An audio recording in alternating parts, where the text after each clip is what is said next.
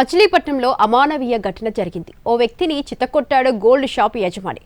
పచ్చిమిరపకాయ వెల్లుల్లి నూరి ప్రైవేట్ పార్ట్లో పెట్టి చిత్రహింసలకు గురి చేశాడు. అమ్మాయి కోసం శాడిజం చూపించిన వైనం బయటపడింది.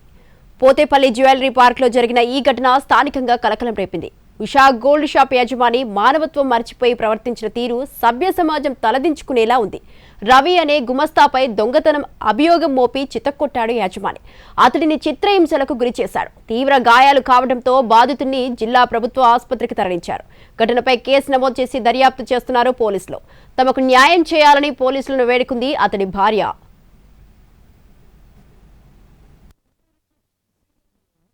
ఏదో ఫ్రాడ్ జరిగిందని చెప్పి నన్ను పైకి పిలిచి రమ్మన్నారు. పిలిచి అక్కడున్న వర్కర్స్ ఇద్దరు నా కాళ్ళు చేతులు పట్టుకుని రామ్ సురేష్ మా ఓనరు నా కర్రొచ్చుకుని అరికాళ్ళ మీద, చేతుల మీద, పిల్లల మీద దాష్టికంగా కొట్టారు, దారుణంగా కొట్టారండి. ఇది కేవలం ఫ్రాడ్ జరిగిన వల్ల కొట్టింది కాదండి. అక్కడ జరిగే విషయం వేరేంటంటే అక్కడున్న లేడీ వర్కర్తో ఇంకున్న అఫైర్.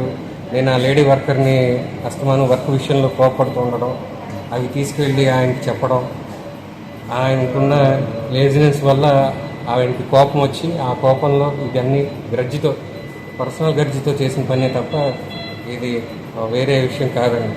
పెట్టి ఎంత ఇదిగా కొట్టారంటండి, రక్తం గడ్డ కట్టేసిందండి వెనకాల. డాక్టర్ గారు చూసి కూడా దొంగతనానికి ఎంత ఇదిగా కొడతారమ్మా అని చెప్పేసి అన్నారండి. అంత చిత్రహింస పెట్టేశారండి మా వారిని. అంత కొట్టినా కానీ ఆయన కసి తీరలేదండి. కసి తీరక అల్లం, వెల్లుల్లిపాయ, పచ్చిమిరపకాయ నూరి ప్రైవేట్ పార్ట్స్ మీద, ఆ కొట్టిన దెబ్బల మీద ముందు వెనకాల అసలు కూరేశారండి. కూరేసి అసలు ఎంత నరకం చూపించారంటే మా వారికండి, అంత నరకం చూపించారండి. దొంగతనానికి అయితే ఎవ్వరూ ఇలా చేయరండి. దొంగతనం చేస్తే పోలీస్ కేసు పెట్టి